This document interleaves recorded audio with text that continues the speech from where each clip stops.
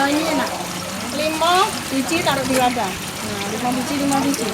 Ini taruh kayak yang besar, yang sebesar wadahnya kayak ini. Yang wadahnya besar. Cabai belum ada gitu bukan nanam. Masih ada. Nah, nak minta dengan siapa yang ada di depan di ruang guru ya? Bu minta tisu. Nah, untuk nyebar bibit ini, untuk naruh bibit. Anak dampingin ibu sini. Jangan ngumpul deh. Ke depan, nak. Ke depan. Ada ke depan. Ibu Bindi waktu di pasar. Ini hari ini kita sedang panen apa, Bu, dalam rangka apa? Baik, terima kasih. Hari ini kami sedang mengadakan panen perdana untuk tanaman hidroponik. Hidroponik ini merupakan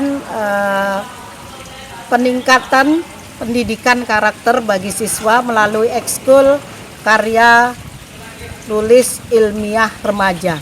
Jadi ya taukir inilah salah satu kegiatannya di budidaya pembuatan abon tulang ikan gabus dan pembuatan kain jumputan dan ekoprint.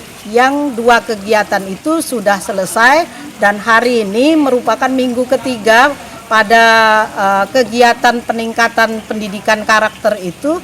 Jadi hari ini merupakan tindak lanjut dari penanaman tanaman hidroponik dan setelah usia 3 minggu hari inilah diadakan panen perdana.